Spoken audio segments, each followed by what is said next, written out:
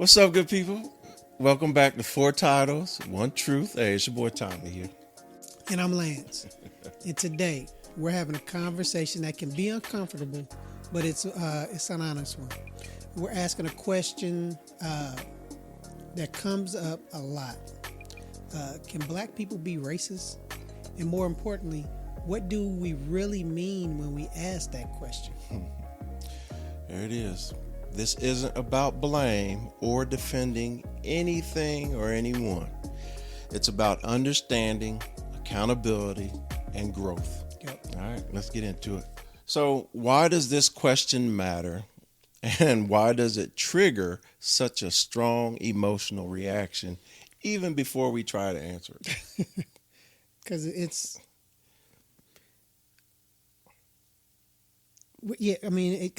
because we try to get lumped in with that's a good question. Because you just because it's hard to understand. People are racist can be racist towards black people, but black people can't be racist if we disagree with anything or we want to be try to lift ourselves up. Yeah. Then and we're not in Or admit we're we looked don't at as trust. not including or you don't trust another race or something, then you're being racist. Yeah. But it's like we don't control any of the things that We'll can hold define us it. back and hold us down. Absolutely. In order for that, it's a difficult topic to talk about or explain. I guess try to explain To because make it's people to understand. It's difficult to make, in my opinion, it's difficult to make people who can be racist understand that there is a difference. Yeah, that's good. I mean, because it's like I understand the difference before we even start, but actually sitting down and thinking about it and talking about this, it's like, man, that's hard to try people, try to get people to understand. It's like, and it's not a bad thing, and it's not something that a lot of folks like now, that are alive now really create. I mean, this stuff was created. Yeah, the system. Yeah, the system years ago. So this question matters, right? And it triggers because people think racism,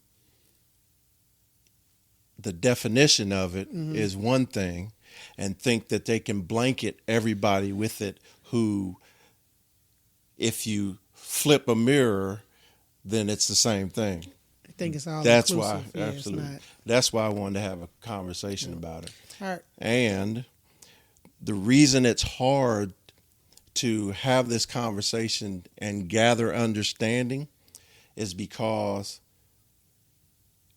the world is turned into a tit for tat. You know what I'm saying?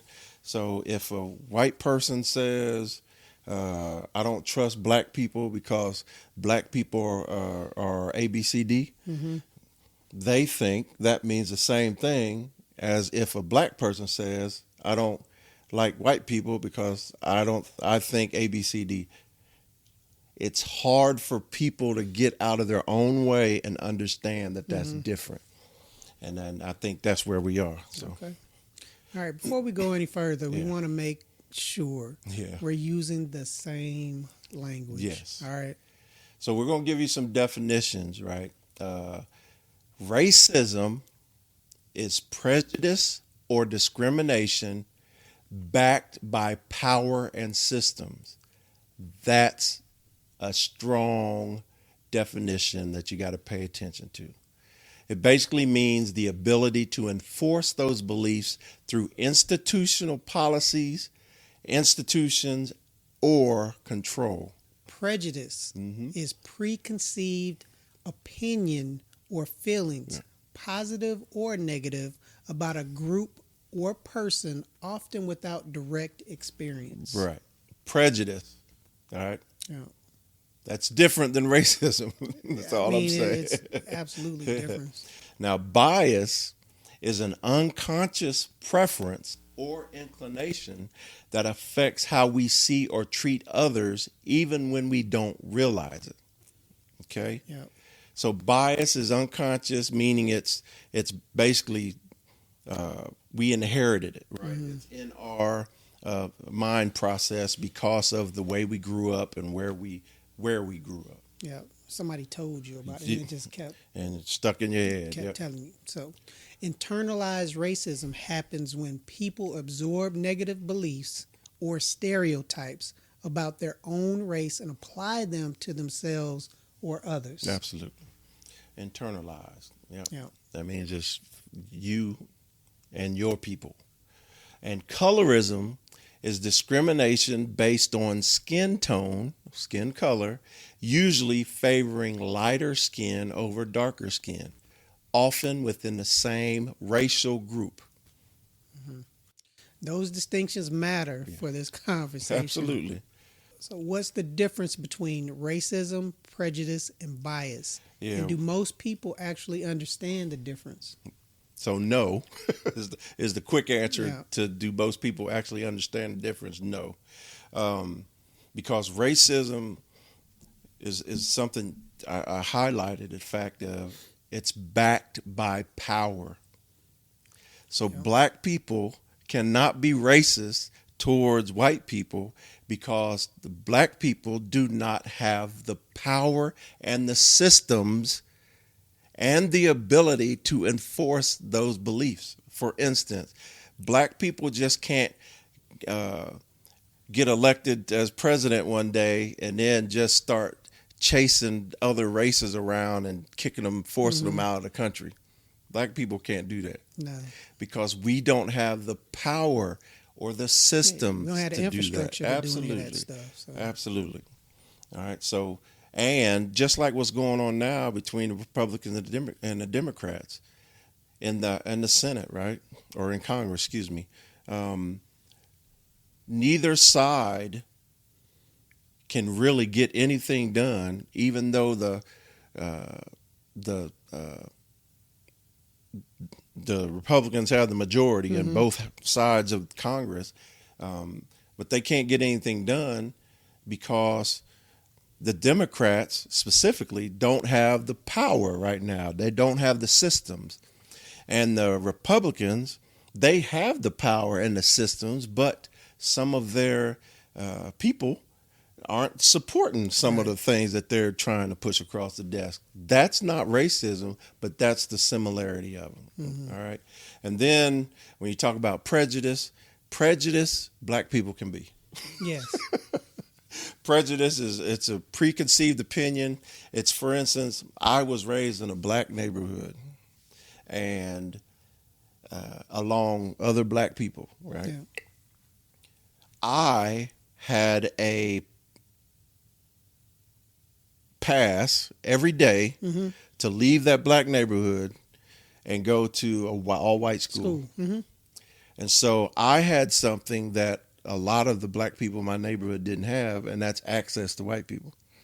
So my fears and my lack of trust were less than the black people that didn't have the daily communication with them. But prejudice is more of an individual thing because people are going to have different levels of prejudice. Because I think that, I mean, everybody is prejudiced in some, in some way. Not it's just the level of that, you know, people how far they take it. Yeah. Because prejudice is walking out of a store and seeing a black person walking towards you and grabbing your purse, all right, and darting to the other side of the parking lot because you think black people are going to rob you. That's prejudice. All right. Racism is black people don't get we get removed from the military because of our achievements, because we're black, and or they're stuck. They're labeled DEI, and they're labeled not as important as the white successes. Or you go to get a car, finance a car, a house, or something, and your interest rate is 3% higher than than the person who just bought person one in who just front bought of you. one, the same and your credit's car, better. same house. Yeah. So And then bias is it's you what you grew up in, right? It's unconscious, and it's inclination that affects how we see or treat others, right? And that's one of those you automatically you see a black person. It's sort of like the purse, but it's a little different because you see a black person and now you assume that they're, you know, for a fact Right. that black people, not every black people is going to rob you. no, Right. But bias is you're saying all black people are not smart with money. You're saying all black people are poorly educated. You know, that's those things that you've heard your parents say over and over again, and now without you going out in the world, that's what you believe. all black people can play basketball. True. True. That's not true. hilarious. That's not Yeah. true. So though they're out there. Okay, so we've worked over the definitions, and now hopefully everybody understands what we're talking about. Right. So, Lance, have you ever caught yourself making assumptions about someone based on race, culture, or background, and what made you reflect on it? Yes. Okay. And what made what assumptions are based on? I mean, it was race. It was probably race, and it was probably just how they were coming at me, speaking to me, talking to me. So I mean, because I guess energy, and with energy, and if somebody comes and you feel that negative, some negative energy. They're talking already. down to you. Yeah, I mean, trying to make me feel like I am less than. Yeah. What you are. What I am, or trying to make me feel like I don't know something or don't understand something, and it's like, or not as smart as them, or Yes. capable as them. Yeah. Yeah. So, and instead, I mean, and I know younger, whenever I would feel that, I would get angry. I would get upset and react how they would expect me to react. Young Lance. Yeah. That would, fall into what their stereotype of So they say, angry black man, Yep. is, instead of. And women are getting that. Yeah. Black women Oh. get that. Yeah. Still, and it's crazy. They Doesn't make any stand up sense. for something. They're angry black women. Yeah. Instead of, you got men on the other side of the table yelling at each other, Yep. and they say, "Now look at that. That's Yep. that bravado. That's that confidence." And it's unfortunate that they get that from black men too. Yeah, that's Unfortunately. misogyny. Yeah. Yeah. I mean, and that's just like, Yeah, that's not yeah. that's not the real thing. 2025, almost 2026. I know. So it's just, I mean, trying to answer how you answer back, or how you approach. If you're trying to educate the person or something, or if you see that they're going to be receptive to listening. Yeah. Yeah. Or if you just have to walk away, because some people they want to fight. Yeah. With you. So it's because there are still some ignorant people in the world. I mean, it's And a bunch ignorance of not a harsh word. It's a true word. It's not knowing. Absolutely. Yeah, I mean that's the thing now that I probably have understood as I've gotten older, and where I am now is like, Not we just got a everything's bunch of ignorant people running around here. I mean, just from our elections to who's leading to, I mean, just Military, stuff that makes civilian. no Yeah. sense. And it's Agreed. like, you don't have to be an expert in some of these fields to know know the difference between right and wrong. Yeah. I mean, because a lot of this stuff it's right and wrong, Yeah. and you learn that as a infant. You're born with that. Yeah. You just choose to overlook it, or you're raised to overlook it. So I'm gonna tell a story I haven't told only a couple people on Earth. So my first time in South Korea, I loved it. Loved the people. Loved the experience. I was in 2ID, so that wasn't my favorite thing, but it was Right. Army. You know what I'm saying? We was ready to go to war. That's how it was. This was 1993, 94.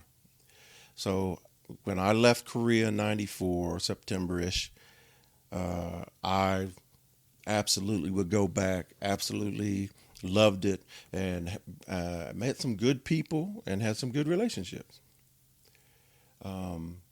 2003 comes around. 2002, 2003 comes around. So I PCS again in 2002. Now you remember that's right after 9/11. And when I got there in 2002, at Army bases, there were up to 10,000 college students protesting the U.S. being there. And walking off base, if you were by yourself, you could get jumped. You could get stabbed. There was a colonel that got stabbed at the train station while I was there. God, what year was it? 2002? 2002. 2003, yeah. And it was also right after a little girl got too close to an M1 while it was riding on the streets. She was playing whatever, and her hair got caught in the tracks. And yeah, I don't need to paint that picture. So there was a lot of aggression towards United States soldiers. And me, when I went back, when I was there the first time, I'd just gotten my specialist. When I went back, I was staff sergeant, about to be a staff sergeant promotable during that time. And when I left Korea the second time, I had a problem. I mean, I had a problem that I had to address. And what I mean by that is, while I was in Korea, the younger generation of Koreans who didn't remember the efforts of America to reclaim their country after North Korea had tried to basically take it over, and felt a little bit of felt pride in having America there, because there was a time when we were the first line of defense, right? So that is the love I felt the first time I was there. 10 years later, the kids are grown now, and so they don't have ties to the Korean War, Right. and they don't have the connection, right? So, and with the death of that little girl and 9/11, there was just so much going on politically in South Korea with the South Koreans. And going to a train, getting on a train, on a bus, just walking, you could feel the difference of the 10-year gap that I was there. More tension. And not just the more tension, but less of a, happy to have as you an here. American, but less of a, they see you less as a hero and as a friend and an ally, to where now they see you as an occupier. You see what I'm saying? And so, and you felt that as an American, not as a black American, white American. That was just being an American. The first time I was over there, South Koreans were fascinated with black people, to where they want to touch your skin, they want to befriend you, you know what I'm saying, try to have conversations with you. And I'm not talking about just the military of South Korea. I'm talking about everywhere we went. I went. And then that second time, you could feel a difference. It was so different that I didn't recognize it. And I was more of like I said, I was about to be selected as a senior leader. And we had elders that worked with us, and they would try to smooth that. They would try to apologize, and they would try to explain, how it's the younger generation who don't have that, whatever.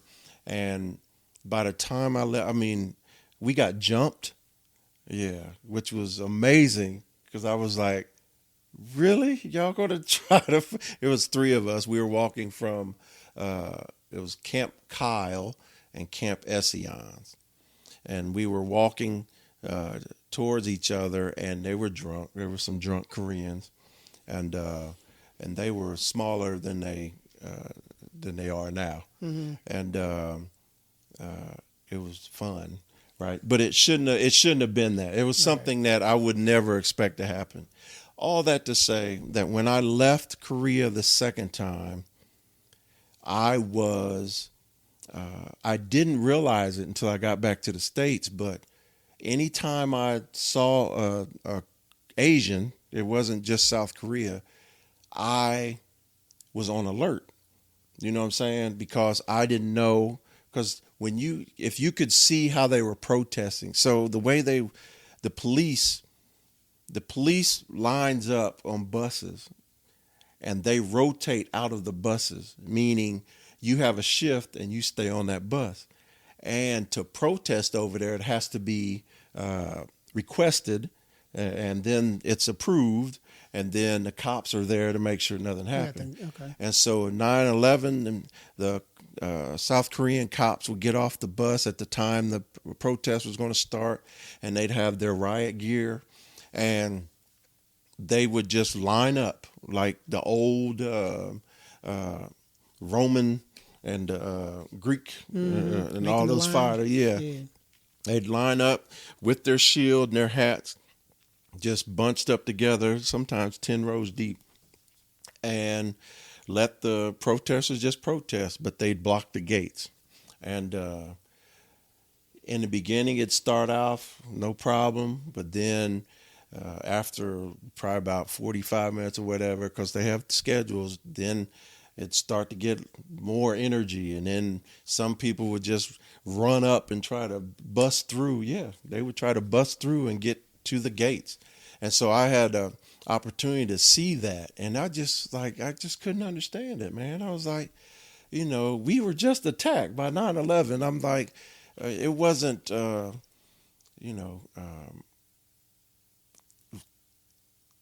didn't think we deserved that. Right. And so when I got back to the States, man, it was like, it was hard for me, man, because I was, especially you had two different experiences at the same time. And it was literally night and day, man. And I'm not talking about I need to feel loved. Mm-mm. I just need to feel like a person. And over there, I felt like the enemy. Right. And I'm like, feel safe. I mean, that gets to a point where you start not feeling safe. And it was, I didn't notice it until me and a friend of mine, we went to the movies, and I was in line, and there was a group of Asians. I'm not sure what they were because my memory's not sure, but I can tell the difference. But they were in front of us ordering this stuff, and I started to feel like, energetic, like what's going on? Getting ready. Yeah, I wasn't aware of it. Yeah, I didn't understand what was happening. And then we went into the movies, and they were sitting not far from us, but not next to us, but they were just loud, man, and they were speaking in their language, and so it was just putting me in a bad spot. And the only person I told at that time was my sister, and I was home on leave, and I was just talking to her, and I was just like, I don't know what's happening, I was like, and she was the one that not diagnosed me, but she was the one that was like, yeah, well, you had a bad experience, that can change anybody's personality or whatever. And I had a bad experience for a year. You know what I'm saying? I was there for a year. Living it over. Yeah. And so once I identified it, I calmed down and started to remember that not everybody's alike. Not everybody's out to get you, blah, blah, blah. The way I was raised. And so I was able to work my way through it. And then I went to Korea 2 more times, one more time for 2 years. And it felt like the first time, So I know they're good people. I know they are people like anybody else, you know, Right. and there shouldn't be a prejudice or bias because of an experience I had with them in a time where, you know, the political and all that stuff. So it's hard to admit, but yeah, there was a time where I would have,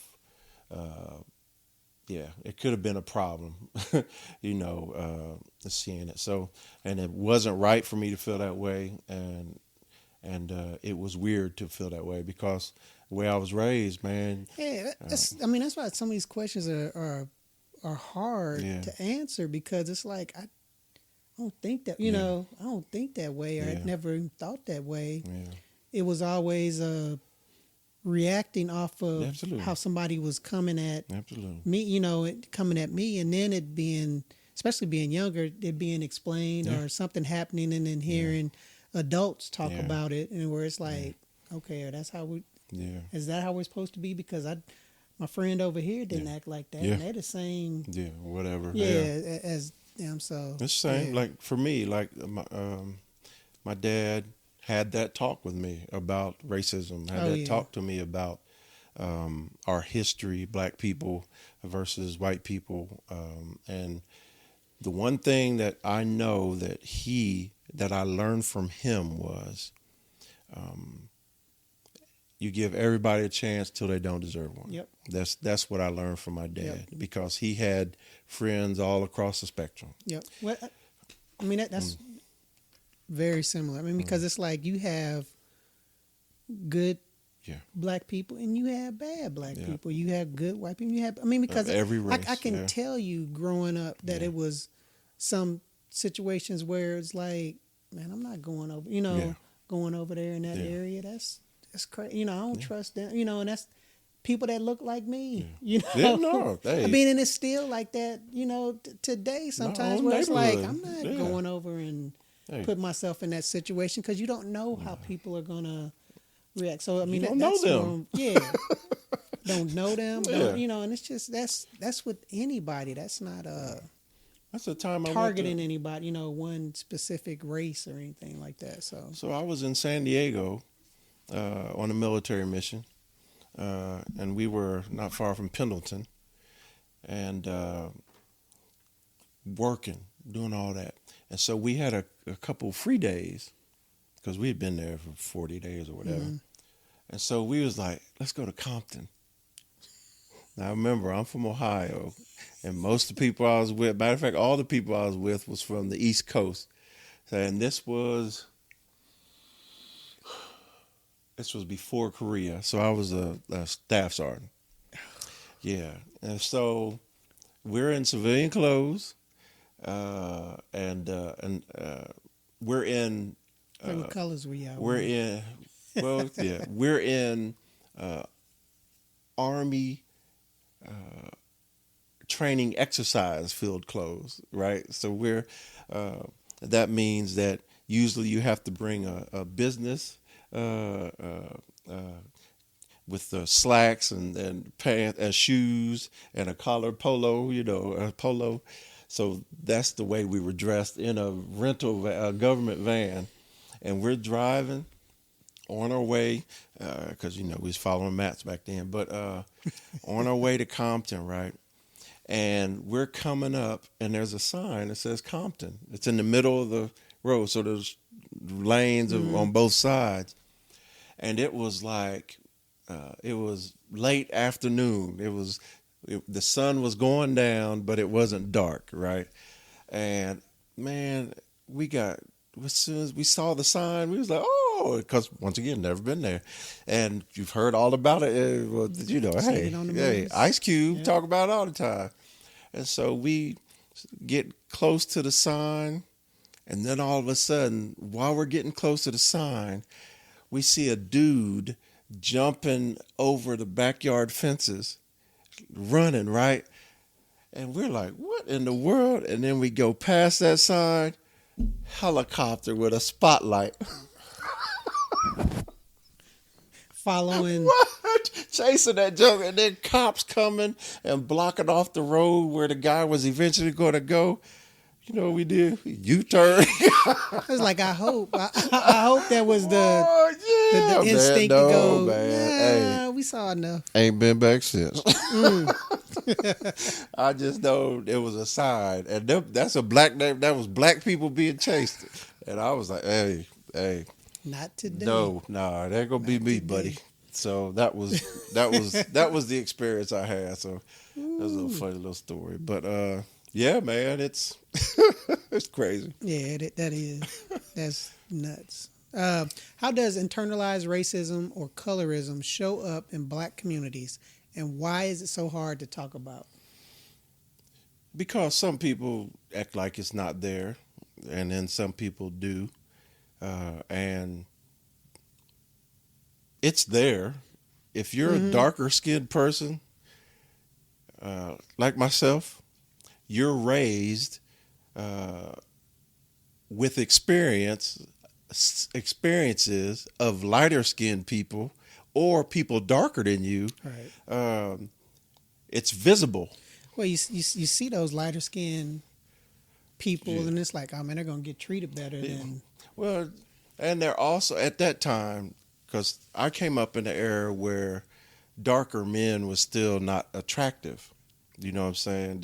This is before Wesley Snipes came in and brought some equality to it. But and so growing up, like my mom is very light skinned.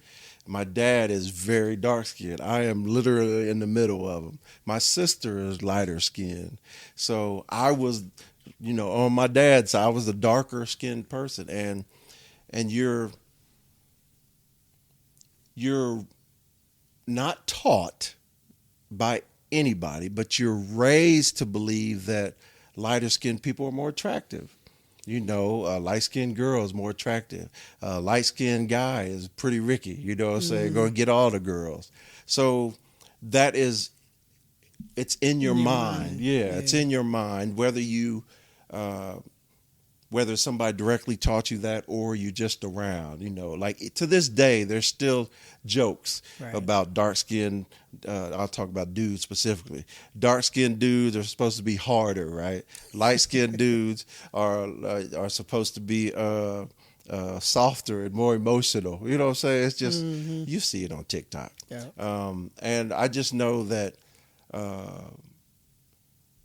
to this day, with me at the age I am now, I recognize the different colors of black people. You know what I'm saying? I don't hold that against anybody, and hopefully nobody holds it against me, but I am very aware of the differences. And that's because of the history, you know what I'm saying? Because there was a time, like you said, like you pointed out before I went on my explanation, is that you got treated differently. If you're lighter skin, the lighter skin you are, the better ability you have of passing. And passing means white people assuming that you're white instead of black. And that could get you a real life, real freedom, except the fear of being found out. And there's movies about it. Yep. So, well, you'll see that at HBCUs. Oh, I mean that's probably when I really. It's school days ain't no joke. Yeah, it's the. That's the. I mean, and that's why I probably not probably, but did like learn what that was, because when I was growing up, I never. Oh. Because I had light skin, I had dark skin, uncles. I mean, but it wasn't. Yeah, I mean, until I got there, until I got to school. That's crazy. And you start seeing how different folks are treated. And then what you said earlier is like, oh, she's prettier than her, or she's more desirable than her because she's light skinned. Where it's like, oh, what are you talking? So and then you see that, especially when it comes back at you, where it's like, not really light skin, not really dark skin. You're in the middle, but it's like.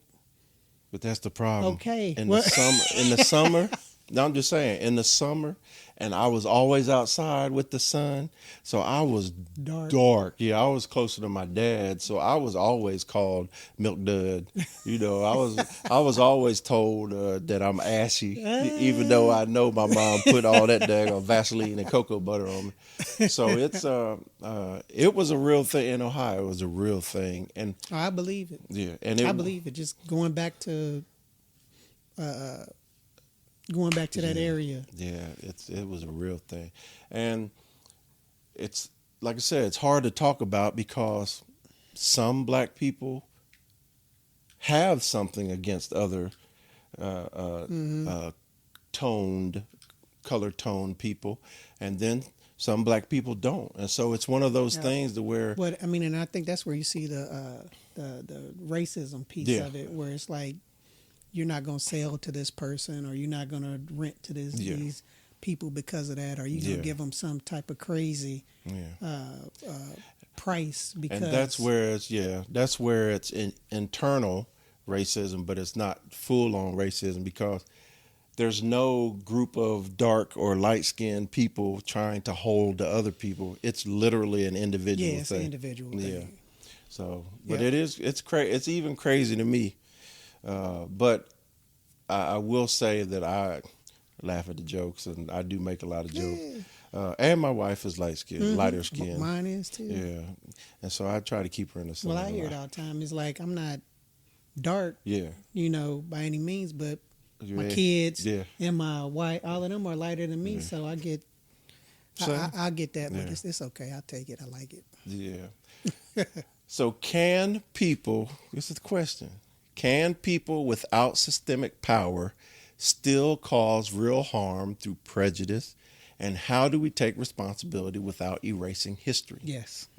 Easy. Yes. I mean, I think so, just because even if people don't have the systemic power, but if they believe in it, and then their actions and how they come across, I mean, can incite that violence or that ignorance, that can spread, lies and confuse people. And I mean, just it can cause the turmoil and all of those things that the real power can milk and take for advantage themselves. of. I think when you have that, when people have that systemic power, they can manipulate things. They will manipulate things so that it benefits systems. them. Manipulate systems. So that and most of the time it's a financial thing. 100%. I mean, so they can manipulate the thing so that it's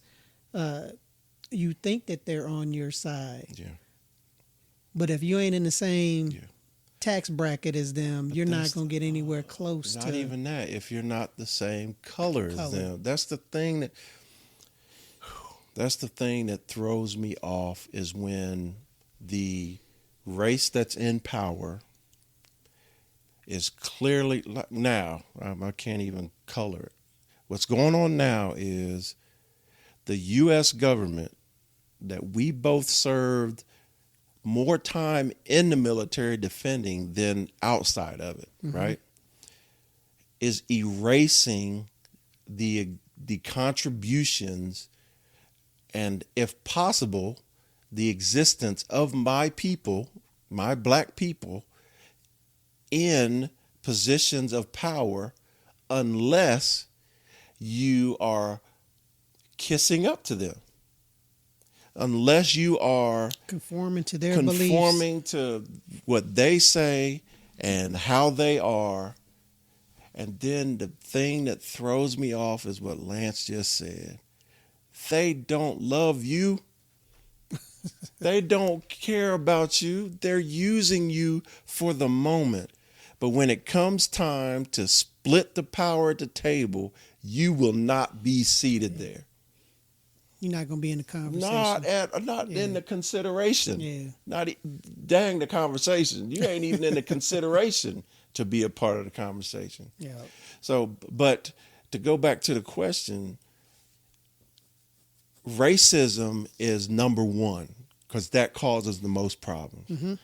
The prejudices and the biases, those are, we'll call racism the wall, and we'll call the prejudice and the biases the road bump, the speed bumps.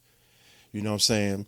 They may not be able to get you completely off course, but they definitely can make your they're course feeders. high. Absolutely. Yeah, I mean, they absolutely contribute absolutely big time. yeah, and it's a thing. That's all I can say. It's really a thing.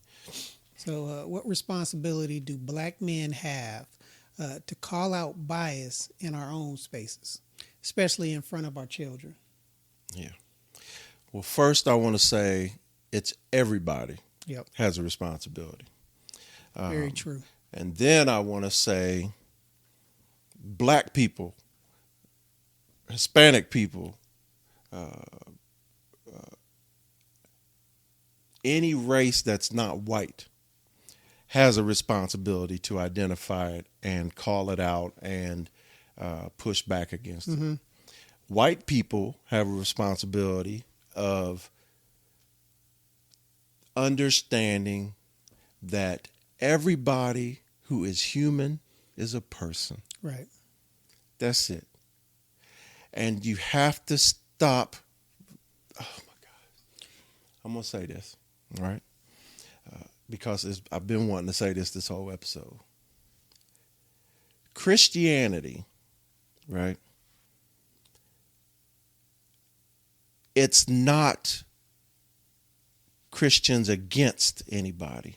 It's not that. That's not the way I was raised, and that is not the interpretation of the book that I've been forced to learn Bible verses growing up. There is compassion in Christianity. The Christianity that's in front of everybody today has no compassion for people. So if it has no compassion for people, how in the world can you support that?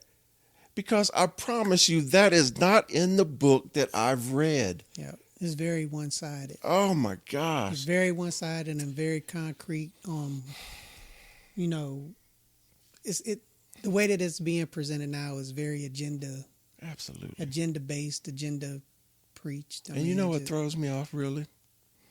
The Bible originated in a certain area of the world with a certain area of people. And white Southern Christians or Baptists, whatever they are, have taken that book like it's theirs, like it was written for them and only them. You know what I'm saying? And it's being used as a weapon against other people who believe in God, who have given up have given in and given their heart and their soul over to the same Jesus that they say, but because your skin's a different color, you don't matter.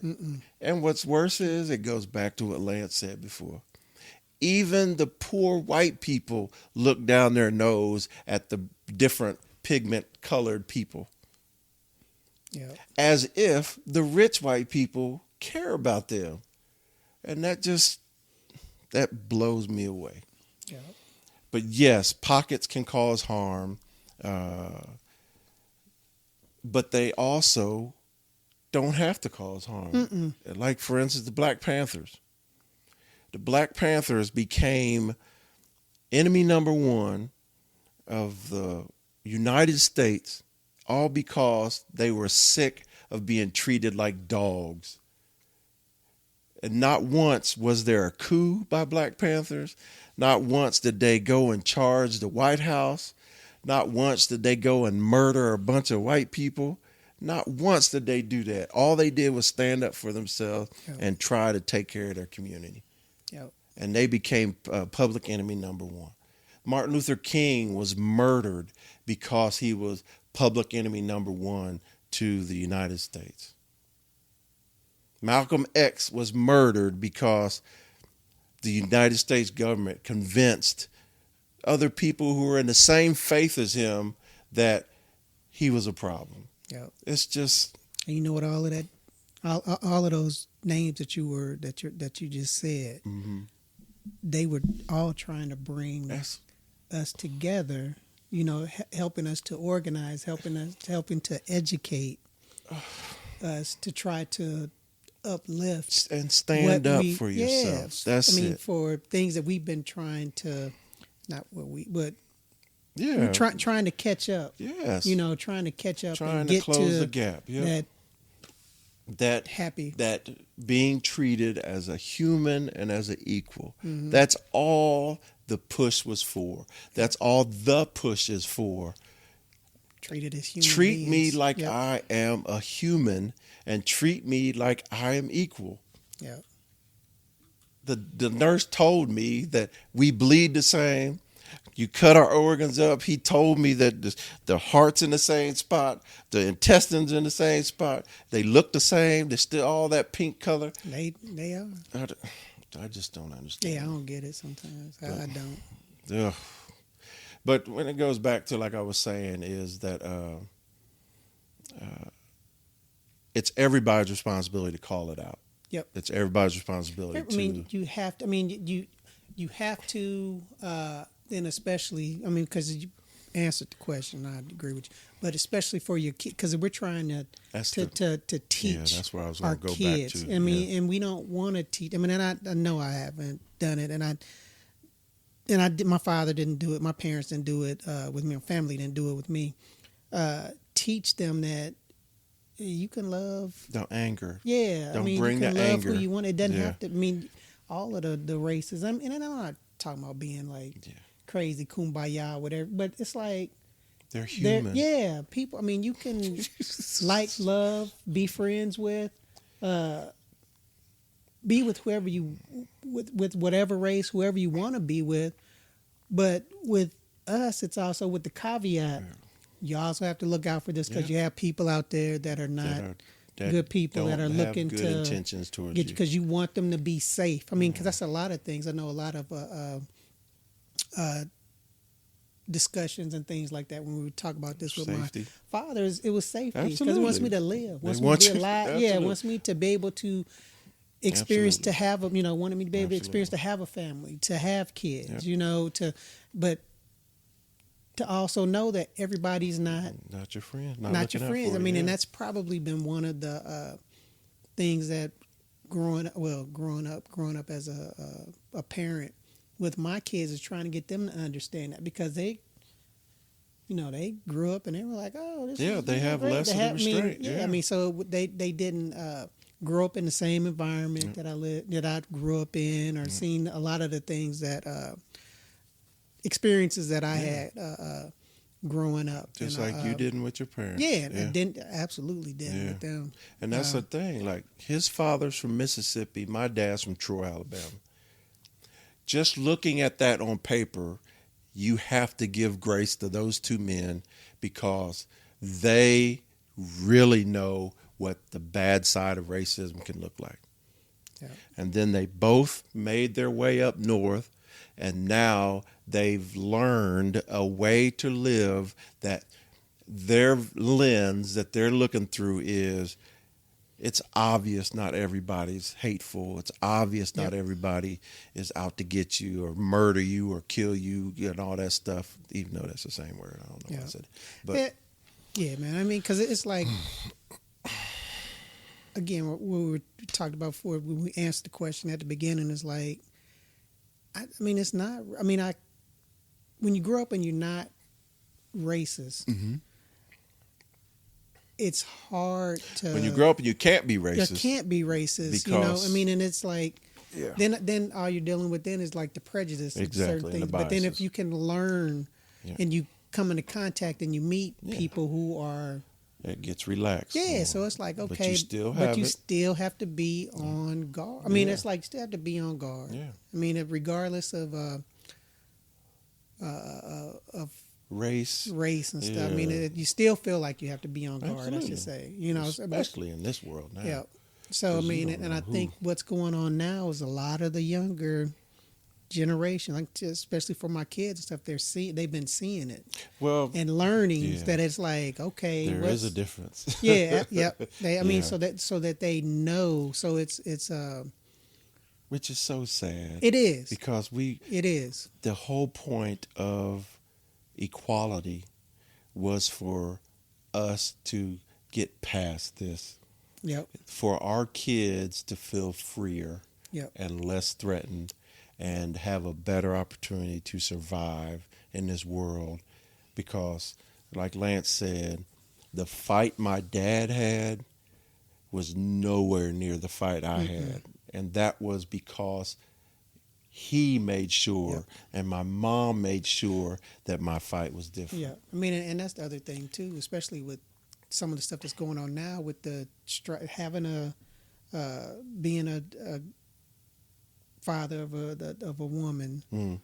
Yeah. Is like seeing all of the strides that were being made, that had been made for them over the years, and then seeing folks trying to turn that around, and try to make that a normal thing, or try to minimize Push them what back in their contributions can be and what they are. How come some white women don't realize they're in the same predicament as the I had minorities? no idea. I mean, and it's the thing. It's so many different shows on. Especially you can look back at period shows and see, like, he shouldn't be. This isn't 1840. He shouldn't be treating me like this or talking to me like this. I mean, because it's almost like they don't see that. It's like he's treating you as property. That's Yeah.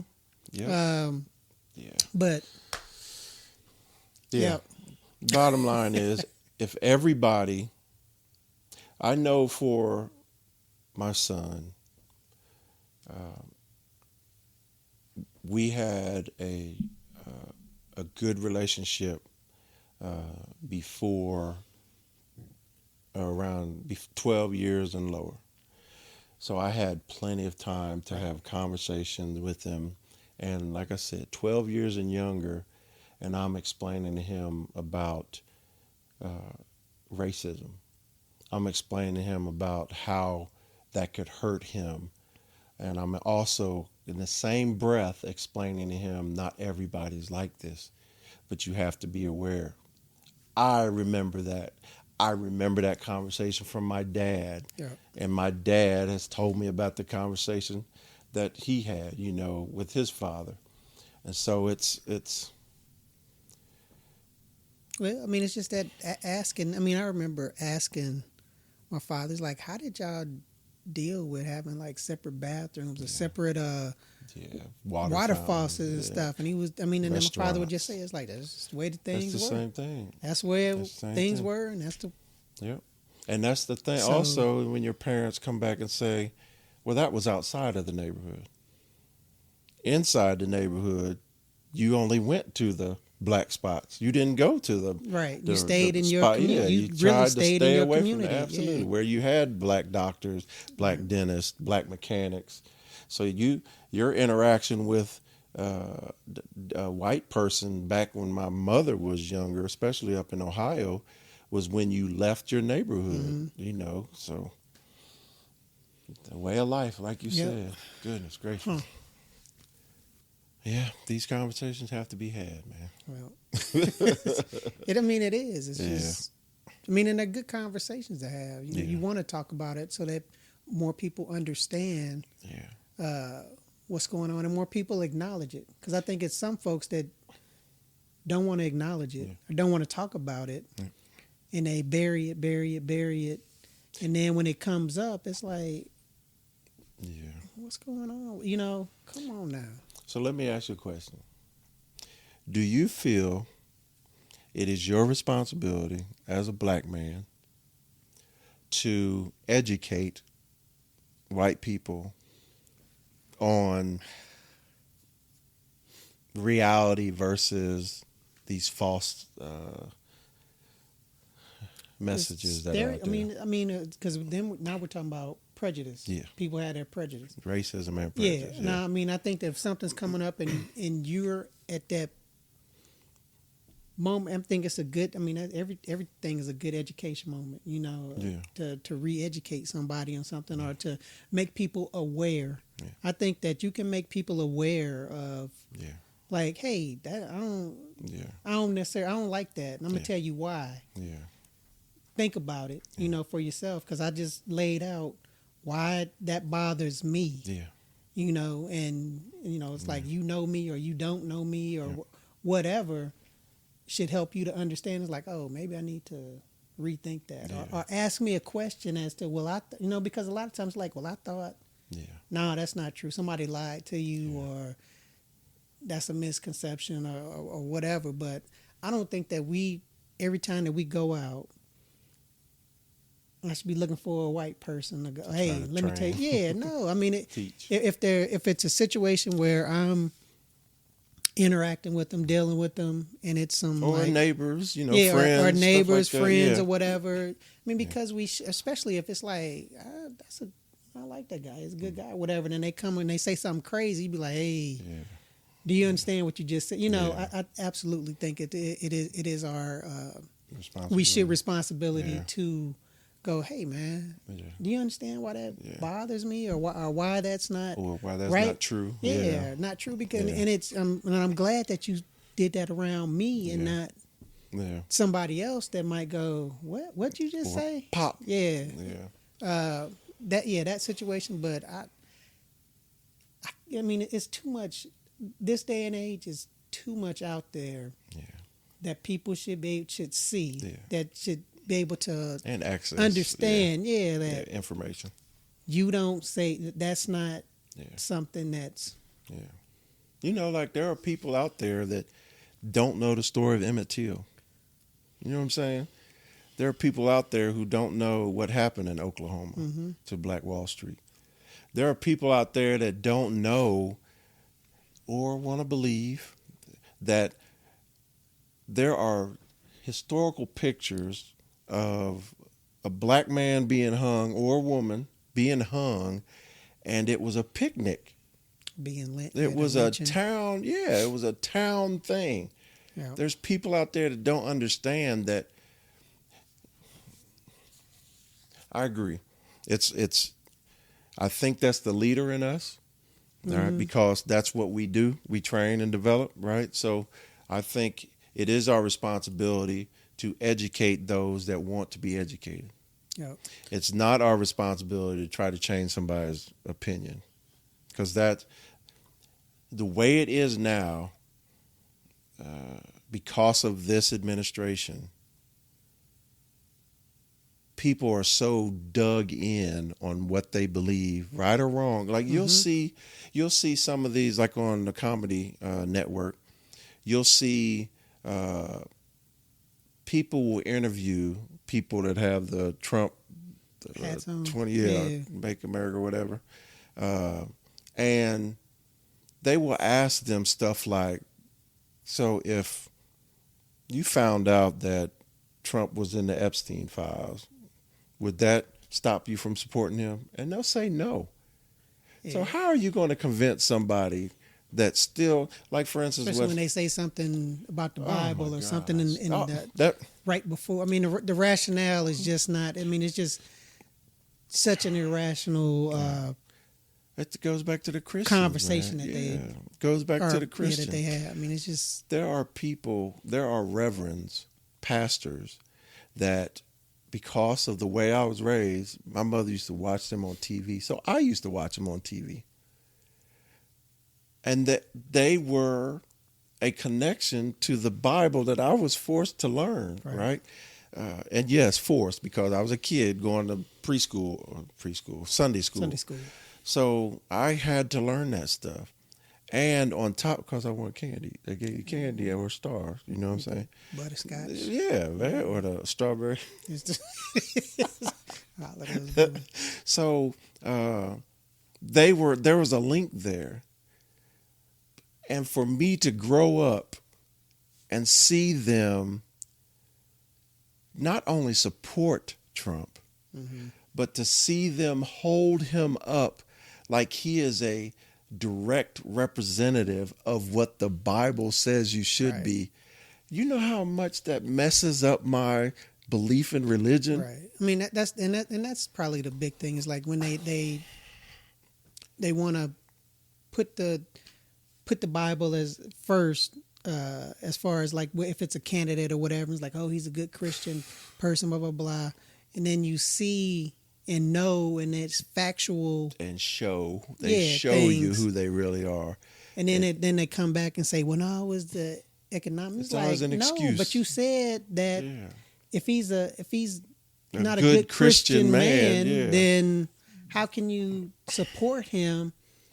You know, when you know that, well, they know now that he's lying about Everything. what he was going to do. Everything. But they still support him, and Yeah, I don't get that. I mean, and most people should know that we're not. I mean, we're not going back to those times. We're not going back to those times. You know, as much as they want to do some of the things that they're doing to scare people or try to make people think that they're gonna. We're not going back to the 40s or 50s or 60s. But you know why? Because there's enough good people on this earth and in this country that eventually the sense that we thought was common takes over. Yeah, I mean, it has to. That's why It has to. Yeah, it has to. 'Cause self-correction. That's what we do as humans, self-correct. So, all right, man, I just had to ask that question. No, yeah. Good question. You see how hard this is for me. Mm-hmm. Because I get really energetic and I get really fired up when things that I assumed were common are not. Yep. And that bothers my soul because, like I said, for 25 of the 30 years I was in the military, I was a designated leader. Yep. And all that time, I had to make sure that everybody under my charge was capable. I didn't have time to say, because of your color, your skin, I'm not going to train you to the same level. Yeah. I mean, you don't. I couldn't afford to do that because no matter what level leadership I was in, I was a cog in the big machine. Yep. And so I had to make sure everybody was prepared. And while I was doing that, I expected and trusted that my leaders were doing the same for me. And I found leaders that weren't doing that. I found leaders that tried to keep information from certain people. I found leaders that were obviously pro something and against something else. But I just want to say that if you're listening to this conversation, understand that asking hard questions doesn't make us weak. It makes us aware and it makes us responsible. Yep. The goal isn't to point fingers because I don't feel I need to point fingers because it's obvious what's going on right now. It's the common sense factor. Yeah. Where it's just like, The only thing that I should be doing now is talking with this platform and trying to get people to see there are other sides to stories. The life of a soldier in the Army is not what you see in the movies. It's not what you've heard passed down through generations. It's real life. We have the same issues and we could die fighting for our country. You know what I'm saying? So that's the reality. our goal is to grow, and we're doing everything we can to help. Yeah. These conversations matter, especially when we want to lead, heal, and raise the next generation better. Yeah. You know. Then that's what our charge Yeah, is. I mean, we I think that's what we want to. I mean, that's what we try to do. Is like we want to make it better for the next generation than what we. Yeah, we want to fix see problems, fix problems, so that we don't have to go back and fight battles that I feel like that's what we're doing now. I don't want anyone born after me to have to get pulled over in their car because they're black and have a gun pointed at them by a cop because the cop is more scared of the situation than I am. Even though I knew I didn't have no record, I knew I didn't just commit any offenses, but I couldn't understand why this cop had his weapon pointed at me. Yep. I don't think anybody born later than me should have to deal with that. And I damn sure believe that my son should never have to do that. I don't believe that my son should work his butt off and excel and then get held back just because of the color of his skin. I don't think that's fair. Yeah, they should get the same 100%. Opportunities if they are if they are capable. Exactly. And they are doing everything that they are supposed to do, and they are fully qualified. Absolutely. And the last thing is, I think that my son and anybody born after me deserves to know the contributions of their race to this country that we consider great. Yep. Now we consider this country great based off of its potential instead of feeling it. That's where I am right now.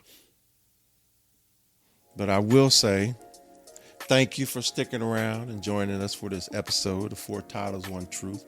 It's one that I've wanted to talk about for a while, but I had to calm myself down so that the message could be clear. And don't forget that we're available on every major podcast platform and all social media platforms at 4 Titles, 1 Truth. And you know y'all can watch us on YouTube. Hey. But in the meantime, What you want? Join us next time. So we can what? So we can keep the conversation going, y'all. There, he said what he said. All right. All right now. All right. See y'all. Holla.